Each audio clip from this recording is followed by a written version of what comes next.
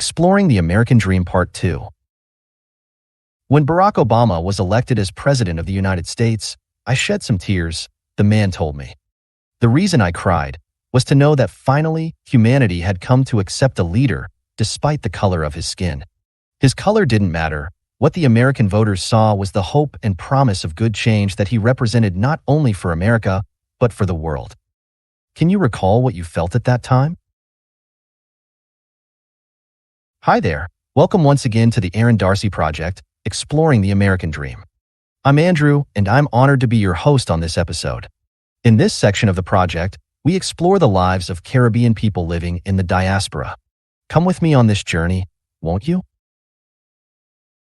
We were having a rather interesting conversation in a bar in New York, James and I, on a subject that is sometimes avoided by many people. We sat having a drink and a conversation. He had just made a remark to someone else in that place which had sort of predicated our conversation. I wonder how many of the people in Richmond Hill voted for Obama, he'd casually remarked, just loud enough for everyone to hear. He told me afterwards that he was referring to the Indo-Guyanese living there. Notably, most Afro-Guyanese do not live there but in Brooklyn. I knew exactly what he meant. Guyanese hold very strong feelings for and against the two main political parties in their country. That bar on Rockaway Boulevard was owned by an Indo-Guyanese, and the majority of the clientele were like him, including my new friend James. As his words dropped, not a single response was offered, and both he and the owner laughed at his remark. I listened keenly as he continued. I am a Guyanese living in New York, but I lived through the 30 years of one-party rule in my country before migrating to the U.S., he told me. I was fortunate to witness and to vote in the first free and fair elections in Guyana back in 1992. I voted not so much for the then opposition party, but most passionately to remove the party that had made Guyana the pariah state of the Caribbean. I believe that the majority of patriotic Guyanese voted for that change. We continued talking over drinks while we listened to the music and muted conversations around us. I've often reflected on what James had said that night. I wonder how many people in Richmond Hill voted for Obama. I've also met and spoken with other Guyanese from both sides of the political mix that exists in that country, and many had expressed the same sentiments, and this is what I gathered from those discussions.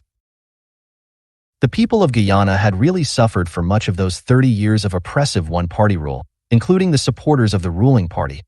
But those supporters had remained loyal to the party that seemingly represented them, even though many of them knew that doing so was wrong. They knew it was wrong to support a party that utilized electoral fraud, arson, murder, and other forms of violence in order to remain in power. Despite knowing this, they still allowed themselves to be used by their party. For many election cycles after 1992, those supporters continued to engage in the same pattern of behavior.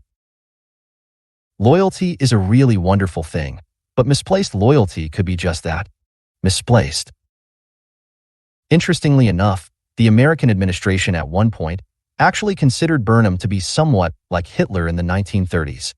His party hierarchy was very similar to a cult, and his followers acted blindly to support the party's directives. Are we, in 2024, witnessing a similar movement in American politics? Several people in positions of authority have been voicing such concerns for a long time. The references to Hitler, cult, violence, and so on have become rather normal, even accepted in this election campaign season. Americans are once again faced with a situation similar to 2004, a colored presidential candidate. This time, though, the other choice is the possibility of a disaster waiting to wreak havoc upon the homeland and, by extension, the world. And so I am reminded of the question I heard asked many years ago in that bar on Rockaway Boulevard. Those words seem to be relevant once again to our Caribbean American community. How will the Indo-Caribbean people, who are now U.S. citizens, view a candidate of color? Will they not vote for her because of this? Will they be swayed by simmering feelings of angst from the years under a dictatorship back in Guyana? And how will Afro-Guyanese, now U.S. citizens, think of her? As an Indian? And not give her their support? This is as much of a profoundly crucial and important moment in the history of Caribbean Americans as it is for the rest of America. This is, perhaps, when the question of identity must be answered. Am I a Guyanese Indian with a disdain for a black politician? Or an Afro-Guyanese with anti-Indian feelings? Or am I actually an American facing a situation that decides the future of my country? I speak from personal experience when I mention the so-called racial violence in Guyana. I know how Indo-Guyanese feel about Afro-Guyanese politicians and vice versa. I also suspect that such a culture exists in Trinidad and other Caribbean countries. I believe that many Caribbean people in the USA still retain a disdain and distrust for those on the other side of their political mindset. So, what, might we ask ourselves, was the main reason that Guyanese and Caribbean people left their homeland to come to the US and to become citizens? Was it not to embrace change? In embracing such change, Caribbean people must certainly forget the pettiness of past political conflicts and become Americans in their hearts and minds. I'm sure you will agree with me when I say that we came here to become better versions of ourselves. We and our parents before us have striven to achieve this over many years. Each new day has opportunities for improvement and enrichment. Let's become part of the force for change in America and join with others working for this change. As citizens of America, we have responsibilities. One is to vote in federal elections. This upcoming election will determine the way of life in America for everyone, including those of Caribbean heritage. This November, go out and vote. Encourage those around you to exercise their responsibility as citizens of their new homeland, to get out and vote. Even better, vote early where that is possible, but do vote. American citizens of Caribbean heritage must retain the good traits of our Caribbean upbringing, but also remember and commit to partaking in events that make our lives more meaningful. The contributions we make, cultural and otherwise, help to make our new homeland America a much better place for everyone. By working together, we make our communities stronger, our children more educated, and we enrich our lives. By partaking in this democracy called America, we enrich the whole world.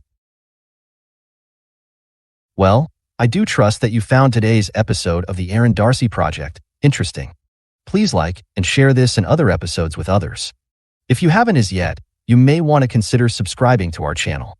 Thanks for joining us and for your continued support of our project. Goodbye for now.